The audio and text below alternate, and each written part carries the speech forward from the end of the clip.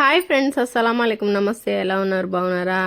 అందరికీ ఉగాది శుభాకాంక్షలు. అలాగే రంజాన్ అందరికీ ఈద్ ముబారక్. అలాగే నిన్న అయిపోయిన శ్రీరామనవమికి ఈరోజు శుభాకాంక్షలు, శ్రీరామనవమి శుభాకాంక్షలు.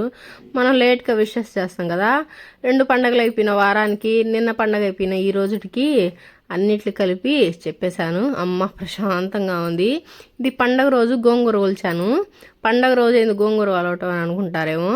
ఆ రోజు శనివారం కదా, నాన్ వెజ్ ఎవరు మా ఫ్రెండ్స్ తినరు, మా వారు వాళ్ళ ఫ్రెండ్స్ కూడా తినరు. ఇంకా శనివారం ఎలాగా అని చెప్పి ఆదివారం చేశాము. ఆ రోజు గోంగూర వలవలేక ఒలిచి మా పిల్లకాయల్ని బతివులు అడిగించుకొని అప్పుడు చేశాను. అంటే సండే రోజు చేసి ఇచ్చేసాము.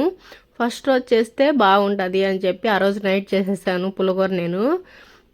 ఇంకా దాంట్లో ఏమేమి వేసానంటే, ఫస్ట్ గోంగూర కడుక్కొని పచ్చిమిరకాయలు, పసుపు పొడి, ధనియాల పొడి, ఉప్పు, మిరప్పొడి, టమాటాలు, ఎర్రగడ్డలు, నూనె, అల్లం పేస్టు ఇవన్నీ వేసుకొని, ఇంకా నేనేమైనా మర్చిపోయి ఉంటే కొత్తిమీర, పుదీనా, అలాగే కొంచెం నీళ్లు వేసుకొని బాగా ఉడకేసుకొని కుండ ఉంటుందా, మట్టి కుండ, దాంట్లో బాగా ఎన్నించుకోండి.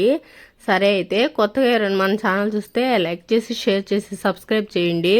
దొల్లుకుంటూ వచ్చేస్తాయి మనకి మన వీడియోస్ మీ ఛానల్స్లో.